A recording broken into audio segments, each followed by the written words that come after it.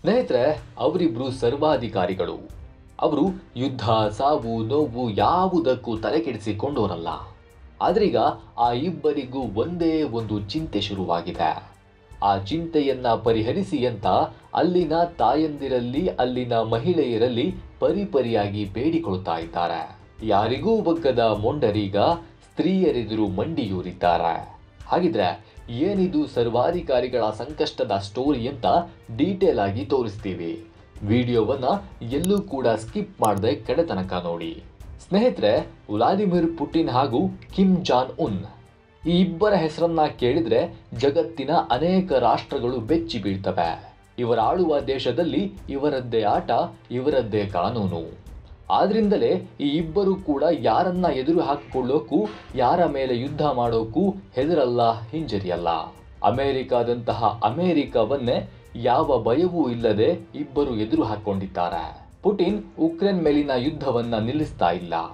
Kim John ಉನ್ ದಕ್ಷಿಣ Korea ಮೇಲೆ ಗುಟುರು ಹಾಕೋದನ್ನ stop ಮಾಡ್ತಾ ಇಲ್ಲ. ಇಂತಹ ಸರ್ವಾಧಿಕಾರಿಗಳಿಗೀಗ ಆ ಒಂದು ಭಯ ಶುರುವಾಗಿದೆ.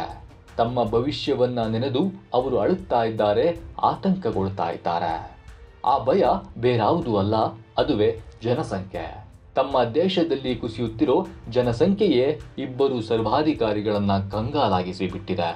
ಎಸ್, ಜನಸಂಖ್ಯೆ ಮೇಲೆ ನಿಯಂತ್ರಣ ಹೇರಬೇಕು ಎಂಬ ಮಾತುಗಳು ಕೇಳಿ ಬರ್ತಾ ಇರೋ ಈ ಕಾಲದಲ್ಲಿ ಮಕ್ಕಳನ್ನ ಹೇರುವಂತೆ ಉತ್ತರ ಕೊರಿಯಾದ ಸರ್ವಾಧಿಕಾರಿ ಕಿಮ್ ಜಾನ್ ಉನ್ ಕಣ್ಣೀರಿಡ್ತಾ ಇದ್ದಾರೆ. ನಿಮ್ಗೇನು ಸೌಲಭ್ಯ ಬೇಕು ಕೇಳಿ, ಅದನ್ನ ನಾವು ಕೊಡ್ತೀವಿ. ನೀವು ಹೆಚ್ಚಿನ ಸಂಖ್ಯೆಯಲ್ಲಿ ಮಕ್ಕಳನ್ನ ಹೇರಬೇಕು. ಆ ಮೂಲಕ ದೇಶದ ಜನಸಂಖ್ಯೆಯನ್ನ ಹೆಚ್ಚಿಸಬೇಕು ಎಂದು ಮಹಿಳೆಯರಲ್ಲಿ ಬೇಡ್ಕೊಂಡಿದ್ದಾರೆ.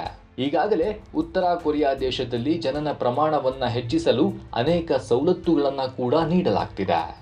ಅಂದಹಾಗೆ ಕಳೆದ 10 ವರ್ಷಗಳಿಂದ ಉತ್ತರ ಕೊರಿಯಾದಲ್ಲಿ ಜನನ ಪ್ರಮಾಣವು ಕುಸಿತದ ಹಾದಿಯಲ್ಲಿ ಸಾಗ್ತಾ ಇದೆ ಅಂತ ಉತ್ತರ ಕೊರಿಯಾದ ಸರ್ಕಾರ ಅಂದಾಜಿಸಿದೆ. ಎಲ್ಲಾ ರೀತಿಯ ನಿರ್ಬಂಧಗಳಿಂದ ಸುತ್ತುವರಿದ ತನ್ನ ಆರ್ಥಿಕತೆಯನ್ನ ಕಾಪಾಡಿಕೊಳ್ಳಲು ಸಂಘಟಿತ ಕಾರ್ಮಿಕರನ್ನ ಅವಲಂಬಿಸಿರುವ ದೇಶಕ್ಕೆ ಈ ಪರಿಸ್ಥಿತಿಯು ಆತಂಕಕಾರಿಯಾಗಿದೆ. ಈ ಹಿಂದೆ ಉತ್ತರ ಕೊರಿಯಾ ಜನಸಂಖ್ಯೆಯ ಬೆಳವಣಿಗೆಯನ್ನ ನಿಧಾನಗೊಳಿಸಲು 1970-80ರ ದಶಕದಲ್ಲಿ ಜನನ ನಿಯಂತ್ರಣ ಕಾರ್ಯಕ್ರಮವನ್ನ ಜಾರಿಗೆ ತಂದಿತ್ತು. ಅಂದು ಜಾರಿಗೆ ತಂದಿದ್ದ ಕಾನೂನು ಈಗ ಉತ್ತರ ಕೊರಿಯಾಗೆ ನುಂಗಲಾರದ ತುತ್ತಾಗಿ ಪರಿಣಮಿಸ್ತಾ ಇದೆ. ಇದು ಹೀಗೆ ಮುಂದುವರೆದ್ರೆ ಭವಿಷ್ಯದಲ್ಲಿ ದೇಶ ದೊಡ್ಡ ಸಂಕಷ್ಟಕ್ಕೆ ಸಿಲುಕಿಕೊಳ್ಳುವ ಆತಂಕ ಕಿಮ್ ಜಾನ್ ಉನ್ಗೆ ಕಾಡ್ತಾ ಇದೆ. ಇನ್ನು ಪುಟಿನ್ ಸಂಕಷ್ಟವನ್ನ ನೋಡೋದಾದ್ರೆ 1990ರಲ್ಲಿ ಅಖಂಡ ಸೋವಿಯತ್ ಯೂನಿಯನ್ ಒಡೆದು ಚೂರಾದಾಗ ರಚನೆಯಾದ ದೇಶಗಳಲ್ಲಿ ರಷ್ಯಾವೇ ಅತಿ ಹೆಚ್ಚು ಭೂಪ್ರದೇಶವನ್ನ ತನ್ನದಾಗಿಸಿಕೊಳ್ತು. ಆದರೆ ಅಷ್ಟು ದೊಡ್ಡ ಭೂಪ್ರದೇಶಕ್ಕೆ ಸಮನಾಗಿ ಅಲ್ಲಿ ಜನಸಂಖ್ಯೆ ಅಭಿವೃದ್ಧಿ ಆಗಲಿಲ್ಲ. ಭೂಮಿಗಳು ಪಾಳು ಬಿದ್ವು, ಜನರಿಲ್ಲದ ಪ್ರದೇಶಗಳು ಹೆಚ್ಚಾದವು. ಹೀಗೆ ಸೂಕ್ತ ಪ್ರಮಾಣದ ಜನರಿಲ್ಲದೆ ಖಾಲಿ ಖಾಲಿ ಎನಿಸಿಕೊಳ್ತಾ ಇರುವ ರಷ್ಯಾಗೆ ಮೊದಲ ಬಾರಿಗೆ ದೊಡ್ಡ ಪೆಟ್ಟು ಕೊಟ್ಟಿದ್ದು ಕರೋನಾ. ಆ ಬಳಿಕ ಈಗ 2ನೇ ಬಾರಿ ಮತ್ತೆ ಪೆಟ್ಟು ಕೊಡ್ತಾ ಇರೋದು ಉಕ್ರೇನ್ ವಿರುದ್ಧದ ಯುದ್ಧ.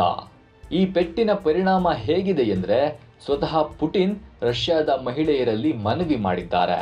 ಹೆಚ್ಚು ಹೆಚ್ಚು ಮಕ್ಕಳನ್ನ ಹೆತ್ತುಕೊಡಿ ಅಂತ ವಿನಂತಿಸಿಕೊಂಡಿದ್ದಾರೆ. ರಷ್ಯಾದ ಮಹಿಳೆಯರಿಗೆ ಹೆಚ್ಚು ಮಕ್ಕಳಿಗೆ ಜನ್ಮ ನೀಡುವ ಸಲಹೆಯನ್ನ ನೀಡಿರುವ ಪುಟಿನ್ ಅದಕ್ಕಾಗಿ ತಮ್ಮ ಪೂರ್ವಜರ ಸಂಪ್ರದಾಯವನ್ನ ಅನುಸರಿಸುವಂತೆ ಕೇಳ್ಕೊಂಡಿದ್ದಾರೆ. ನಮ್ಮ ಅನೇಕ ಜನರು ಕುಟುಂಬದ ಸಂಪ್ರದಾಯವನ್ನ ಪಾಲಿಸ್ತಾ ಇದ್ದು 4 ಅಥವಾ 5 ಅಥವಾ ಅದಕ್ಕಿಂತ ಹೆಚ್ಚಿನ ಮಕ್ಕಳನ್ನ ಬೆಳೆಸ್ತಾ ಇದ್ದಾರೆ. ರಷ್ಯಾದ ಕುಟುಂಬಗಳಲ್ಲಿ ನಮ್ಮ ಅಜ್ಜಿಯರು ಮತ್ತು ಮುತ್ತಜ್ಜಿಯರು 7 ಮತ್ತು 8 ಮಕ್ಕಳನ್ನ ಹೇರ್ತಾ ಇದ್ರು ಎಂಬುದನ್ನ ನೆನಪಿಸಿಕೊಳ್ಳಿ. ಈ ಸಂಪ್ರದಾಯಗಳನ್ನ ಉಳಿಸಿ ಪುನರುಜ್ಜೀವನಗೊಳಿಸೋಣ. ಅನೇಕ ಮಕ್ಕಳನ್ನ ಹೊಂದೋದು, ದೊಡ್ಡ ಕುಟುಂಬ ರಷ್ಯಾದ ಎಲ್ಲಾ ಜನರಿಗೆ ರೂಢಿಯಾಗಬೇಕು. ಇದು ಜೀವನದ ವಿಧಾನವಾಗಬೇಕು ಎಂದು ಪುಟಿನ್ ಈ ಹಿಂದಿನಂತೆ ಈಗಲೂ 8 ಮಕ್ಕಳನ್ನ ಹೆತ್ತುಕೊಡಿ ಅಂತ ಕೇಳ್ಕೊಳ್ತಾ ಇದ್ದಾರೆ.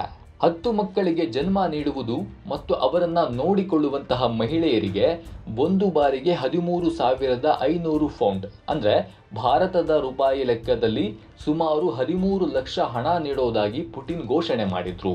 ಈ ಘೋಷಣೆಗೆ ಮದರ್ ಹೀರೋಯಿನ್ ಅನ್ನುವಂತಹ ಹೆಸರನ್ನ ಕೂಡ ಇಡಲಾಗಿತ್ತು. ಅಂದಹಾಗೆ 1944ರಲ್ಲಿ ಆಗಿನ ಸೋವಿಯತ್ ನಾಯಕ ಜೋಸೆಫ್ ಸ್ಟಾಲಿನ್ ಅವರು 2ನೇ ವಿಶ್ವ ಯುದ್ಧದಲ್ಲಿ ಭಾರೀ ಪ್ರಮಾಣದಲ್ಲಿ ಜನಸಂಖ್ಯೆಯನ್ನ ಕಳೆದುಕೊಂಡಂತಹ ಸಂದರ್ಭದಲ್ಲಿ ಹೆಚ್ಚು ಮಕ್ಕಳನ್ನ ಹೆತ್ತ ಮಹಿಳೆಯರಿಗೆ ಬಹುಮಾನವನ್ನ ಘೋಷಿಸಿದ್ರು. 1991ರಲ್ಲಿ ಸೋವಿಯತ್ ಒಕ್ಕೂಟದ ಪತನದೊಂದಿಗೆ ಈ ಯೋಜನೆ ಕೂಡ ರದ್ದಾಗಿತ್ತು. ಒಟ್ನಲ್ಲಿ ಜಗತ್ತಿನ ಇಬ್ಬರು ಸರ್ವಾಧಿಕಾರಿಗಳಿಗೆ ಯಾವುದಕ್ಕೂ ಬಗ್ಗದೆ ಜಗ್ಗದೆ ಯಾವುದಕ್ಕೂ ತಲೆಕೆಡಿಸಿಕೊಳ್ಳದೆ ತಮಗೆ ಅನ್ನಿಸಿದ್ದನ್ನ ಮಾಡ್ತಾ ಇದ್ದ ಮೊಂಡು ಹಠದ ನಾಯಕರಿಗೆ ತಮ್ಮ ದೇಶದ ಜನಸಂಖ್ಯೆಯೇ ದೊಡ್ಡ ಸಮಸ್ಯೆಯಾಗಿದೆ. ದೇಶದ ಜನಸಂಖ್ಯೆಯನ್ನ ಹೆಚ್ಚಿಸುವ ಸವಾಲು ಎದುರಾಗಿದೆ. ಅದಕ್ಕಾಗಿಯೇ ಸರ್ವಾಧಿಕಾರಿಗಳೇ ಮಹಿಳೆಯರ ಬಳಿ ಮನವಿಯನ್ನ ಮಾಡ್ತಾ ಇದ್ದಾರೆ, ಅಂಗಲಾಚಿ ಬೇಡಿಕೊಳ್ತಾ ಇದ್ದಾರೆ. ಸ್ನೇಹಿತರೆ, ಈ ಬಗ್ಗೆ ನಿಮಗೇನನ್ಸುತ್ತೆ ಅಂತ ಕಮೆಂಟ್ ಮಾಡಿ ತಿಳಿಸಿ.